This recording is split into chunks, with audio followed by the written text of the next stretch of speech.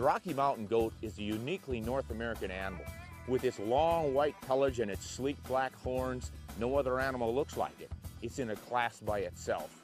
It's not a sheep, it's not an antelope. It may be related most closely with the soraus of Asia and the chamois of Europe. But here in British Columbia, it's a common species in the high snow-capped mountains. But we're hunting in a unique environment. Steep, rocky cliffs off of flat benches filled with birch. You wouldn't think of it as mountain goat habitat, but across from us right now in this deep gorge, there are at least 11 mountain goats in view. Hi, I'm Ron Spomer, and this is Winchester Legends. You want adventure, wilderness, horseback hunting like great-granddad might have enjoyed. You've come to the right place. Mountain goat country.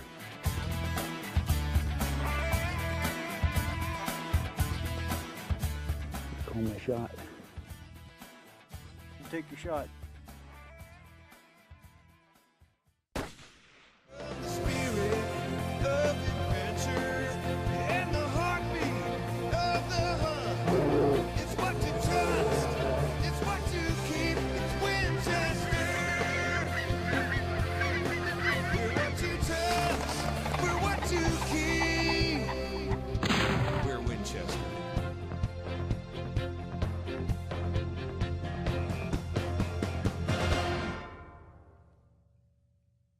Winchester Legends is brought to you by Winchester Repeating Arms, the guns that work.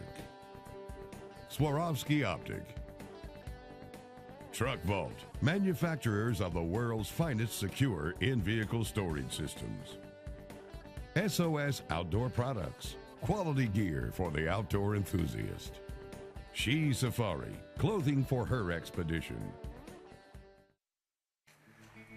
The snow-capped mountains of the north are natural habitat for Oriamnus americanus, the mountain goat, and no place has more of them than British Columbia, where the isolated village of Telegraph Creek, far in the northwest corner, is jump-off point for hunts organized by Golden Bear Outfitters with access to more than 5 million acres.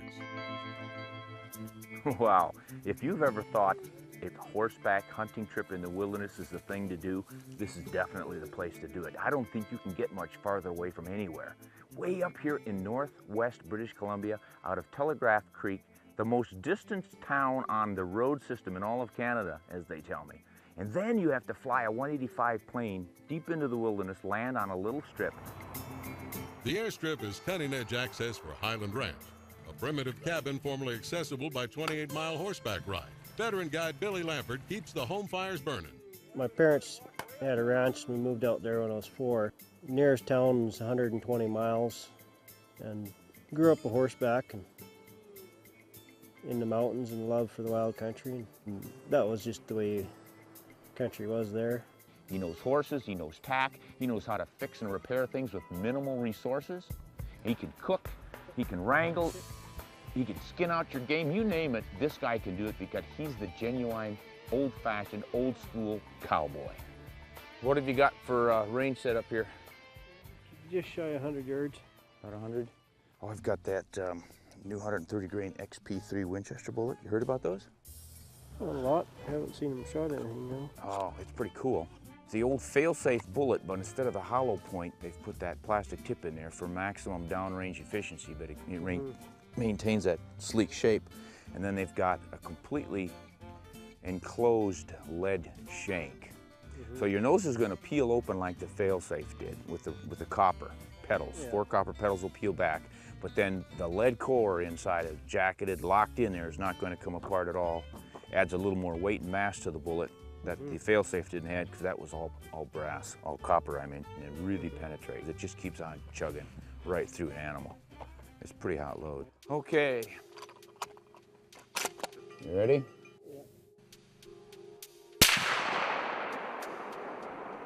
Yeah, that'll work.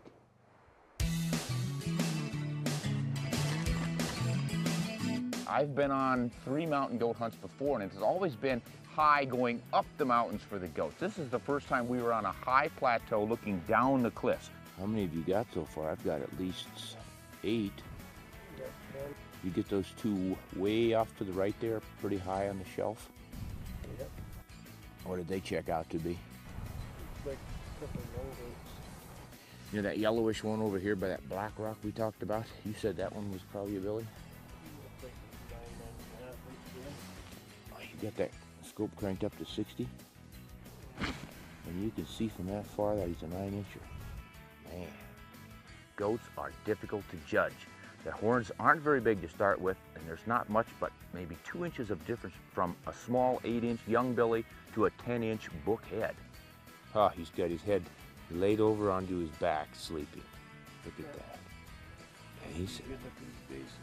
Yeah, he looks pretty heavy on the base. What do you do, come up from the bottom?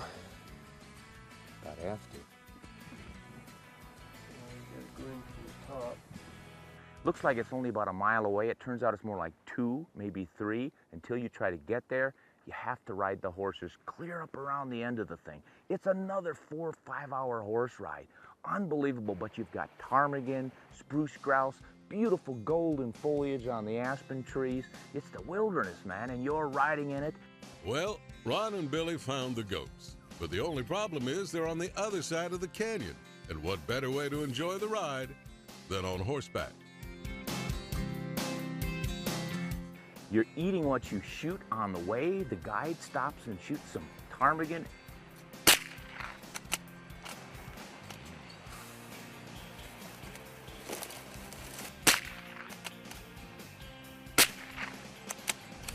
Dinner tonight. There's supper. Yeah, it'll be good. Even the cooking is primitive out here. There aren't any gas stoves. There aren't any backpacker stoves. There's no cook. It's just you and your guide. You make the fire pit. You fry up the potatoes. You cut up the grouse that you got that day. This is the way it was done 100 and 150 years ago. With no electricity, no telephone service. They had to get up and start the stove to get heat in the house. They had to take the time to do all the things that we take for granted with a flip of a switch these days. But rough country like this far north, man, to think that humans were up here hunting these animals 150, 200 years ago. For me anyway, it's one of the fulfilling parts of being a hunter is that incredible rich heritage we have going so far back. And to think that I'm following in the footsteps of an ancient hunter just adds so much more to the whole experience. Oh yeah. Man, that one is crammed in that little slot. How did he even get there? That space isn't much bigger than he is. It's like a young Billy. Got his eyes closed, sound asleep. Winchester Legends is brought to you by Redhead, finest in the field since 1856. Swarovski Optic. Truck Vault, manufacturers of the world's finest secure in-vehicle storage systems. Otis Technology, from the front lines to the hunt of a lifetime, the most advanced gun cleaning systems in the world.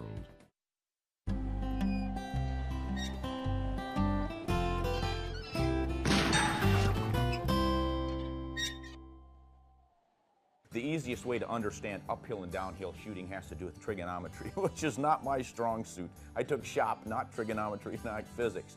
But the gist of it is your angle changes. And on a triangle, the longer angle, uphill or downhill, is going to be a longer distance than your horizontal angle, and gravity pulls the same direction all the time, so your bullet does not get pulled exactly the same on the uphills and downhills. You can do calculations with trigonometry and cosines and figure this stuff out in the field.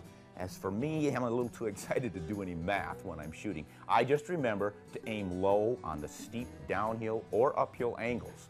And generally, with a modern center fire rifle, if the animal is within 200 yards and the angle isn't much more than, say, 25 to 30 degrees, you really don't have to worry about it.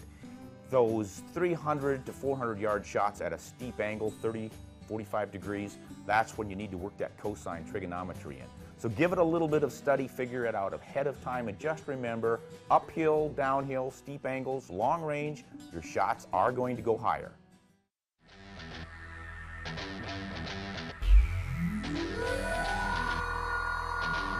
Mountain goats are superb climbers. They use vertical terrain to escape predators.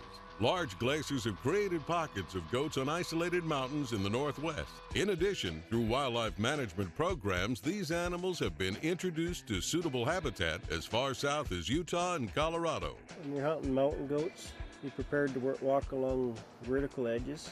If you're scared of heights, Probably not a real good animal to be hunting. And the vertigo stuff that Bill has talked about is absolutely true. If you're not comfortable perched right on the end looking straight down for 1,000 feet, you're not probably going to do very well on a mountain goat hunt. So assess these things before you even consider coming on one of these.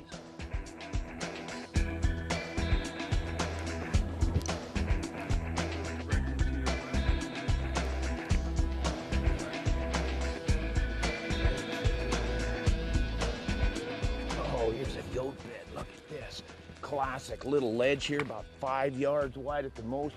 Got a good solid vertical wall behind them. They can get underneath it, and a cliff in the front so predators can't find them. This is just classic. You know, one of the reasons that mountain goats don't travel in large flocks or herds is because the habitat is so minimal, and they're following one another in a single line along these ledges. And if they get trapped on a tight ledge, the goat in the lead can't turn around and butt the next one off.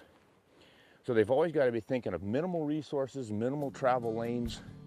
You're lucky to find 8 of them together, maybe 14. If they get many more than that, they'll break up into 2 smaller herds. It's tough living, and gravity is a constant threat. The #1 killer of mountain goats is falling.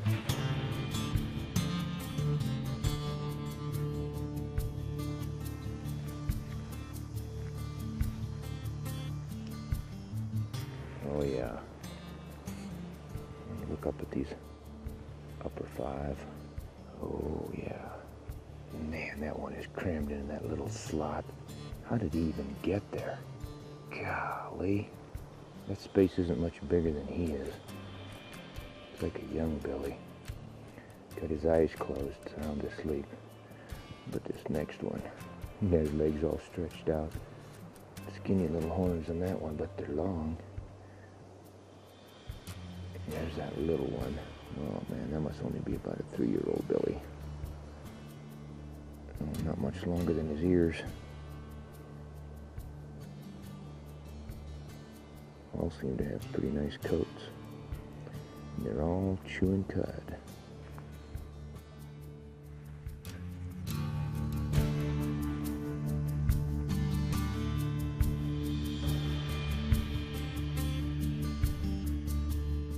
Goat barbershop here. Look at all the hair that they brushed. They move through this stuff in the springtime with their loose hair. It comes right off. Whether they do it on purpose or not, only they know. But they sure get it off. Goat hunting is not what you think of as a spectator sport. You've got to really get down and do it. No sitting around looking. You're hiking, you're glassing, you're peeking over edges, you're covering country. There are so many nooks and crannies in goat country that it's easy to overlook an animal that's as close as 50 or 100 yards because of the lay of the land. A lot of vertical stuff. So you have to put in the hours, you have to put on the miles, and you have to glass, glass, glass. But the big one is, wait a minute, there's a, nope, that's a bird wash. And there's one walking up over there, the best one. Oh, he woke up. Got a good look at his horns there. They do look pretty heavy. Yeah. That's a good one. That's your best one. Oh, he's behind the bush now. I can't shoot. He's coming down where we actually want him. Call my shot. Take your shot. Winchester Legends is brought to you by Winchester Repeating Arms, the guns that work. Redhead, finest in the field since 1856. She Safari, clothing for her expedition. SOS Outdoor Products, quality gear for the outdoor enthusiast. Otis Technology, from the front lines to the hunt of a lifetime, the most advanced gun cleaning systems in the world.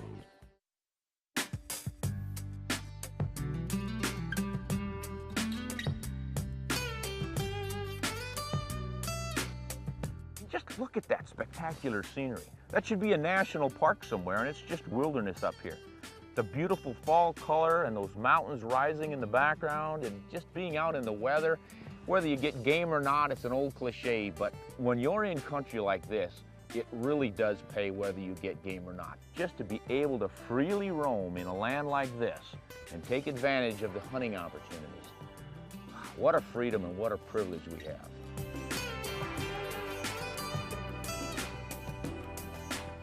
We come out from camp this morning and Took a look and just moved along the bluffs till we got our goat spotted.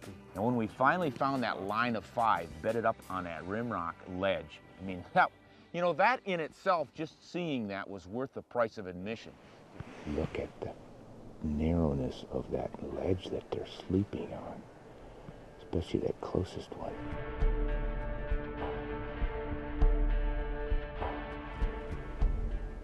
Looks like just a young one sleeping on a piece of ledge that's not much wider than its own body. Unbelievable. And they're just as calm and comfortable as could be. Oh my goodness. It is amazing. To be out here and see an animal that has probably never seen a man before, in its natural habitat, doing what it does so effortlessly. Those goats just make it look like we would on flat land. They were bedded down in some pretty steep country, so we just had to sit there and wait. There's no way you can shoot them on those ledges. The best one's the second one from back on top. That's a good one. That's the best one. Yeah, he's... Good look at his bases. Yeah, he looks pretty heavy on the base. After about a 5-hour wait, they finally get up to start feeding in the late afternoon. They fortunately came to us. And now here's the critical part for actually taking an animal, is you've got to see where you can make a shot that's not going to result in the animal falling down and breaking itself up too much. And with all these cliffs around here, it's not exactly easy.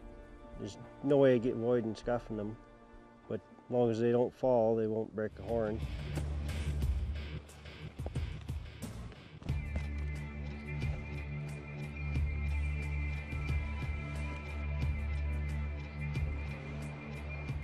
Oh, he's behind the bush now, I can't shoot. Yes, and he's coming down where we actually want him. So he's 224 yards.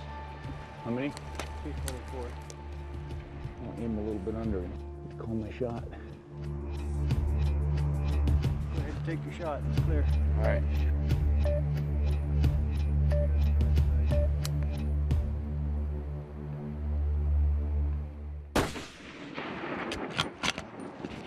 Got him.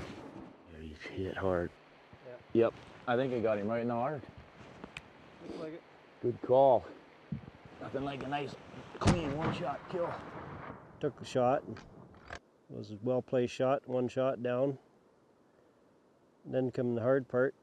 We got to work our way down the mountainside to get to him. I thought we'd find a nice route down, and we got in a hairy spot where the rocks started breaking and falling down the mountain, and we were on handholds, and it was just a little bit hairy.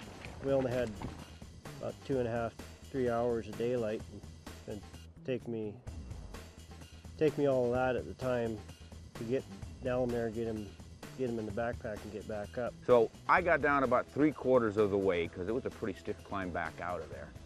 And he made the rest of it himself. He got down to that goat, skinned it for a life-size mount, brought the meat, put it all in his pack, about 80 pounds worth, and climbed back up that mountain in 2.5 to 3 hours. I stood on the top and just marveled at how quickly he was going.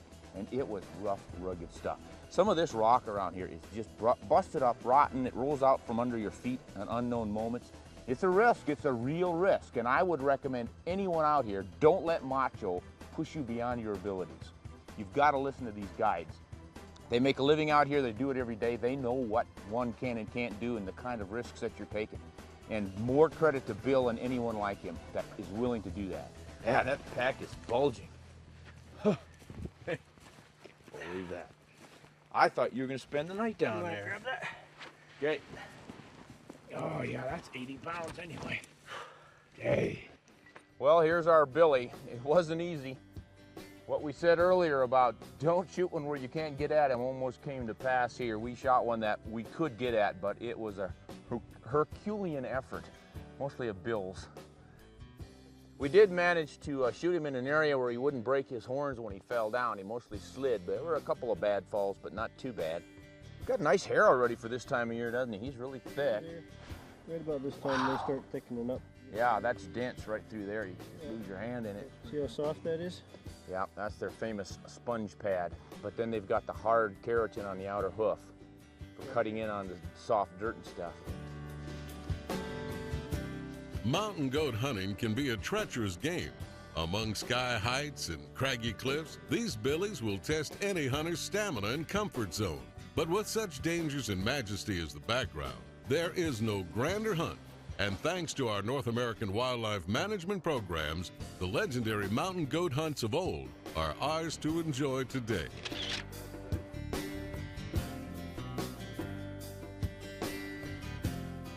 For more information about Winchester products, log on to winchester.com.